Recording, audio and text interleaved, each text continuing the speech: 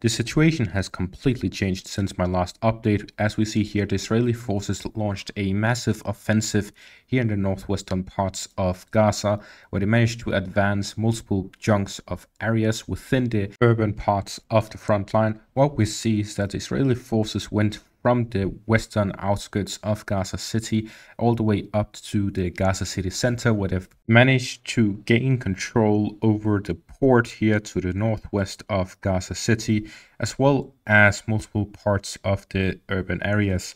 We see that they've managed to not just reach the Shifa hospital, but also encircle it from all sides. This is why I've left it as a gray zone, because fighting continues outside the Shifa hospital area. Fighting is taking place by the hospital because Israel claims that the Hamas fighters have a major command center under Shifa hospital, so they want to gain control of it and go down and destroy the command center of the Hamas forces.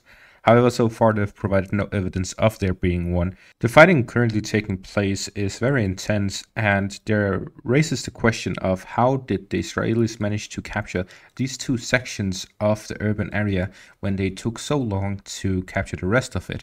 The answer most likely is that the Israelis realized the Hamas forces do not have a proper front line.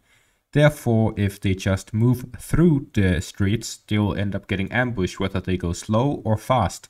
So most likely what they did is that they concentrated a large force and started moving quicker through the areas so that they're able to gain access to areas like the Shifa hospital, where they claim that the command centers of the Hamas forces are.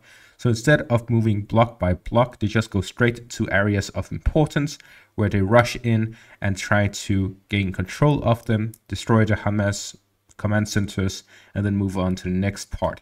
We're also seeing that it is likely an attempt to connect the northern parts of the front line, both the northeastern and northwestern parts of the front line, where we see that they are likely going to move towards each other with the recent capture of the port of Gaza of the Israeli forces. However, the fact that fighting is taking place by Shifa Hospital, which is the biggest hospital in Gaza, and it is estimated that about 50,000 civilians are located by the hospital, both wounded and refugees taking place there, because hospitals are safe places in war, they are not targets.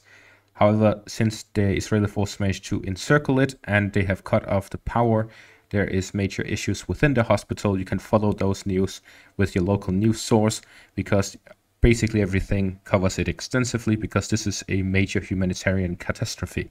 And talking about humanitarian catastrophes, there's currently an ongoing meeting with the OIC countries, the Organization for Islamic Countries, where they are meeting in Saudi Arabia. This includes countries which were previously kicked out of the organization, such as Iran and Syria. With these two countries involved, it is every single Muslim majority country in the world currently present in Saudi Arabia, where they are discussing a joint response to the war in Gaza, where they're trying to reach a common ground between all of these countries so that they can agree on one single argument against the war.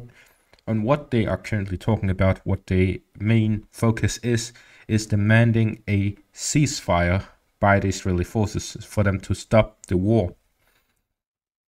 What they're discussing is what steps they should take in case Israel does not listen and does not start a ceasefire. So what we currently see is that the Iranian president said, "What is happening in Gaza is genocide and war crimes against humanity." The Jordanian king said the two-state solution is the only way to stop the killing and destruction. And the Egyptian president said the people of Gaza are being subjected to killing, siege, and inhuman practices that require a serious stance from the international community. That is the general idea of what is being said in this meeting. So we have to see until they actually say something or come to a decision, because so far it's just talking about the situation from their own each perspectives. But that is going to be all for this update. Thank you all for watching and have a great day.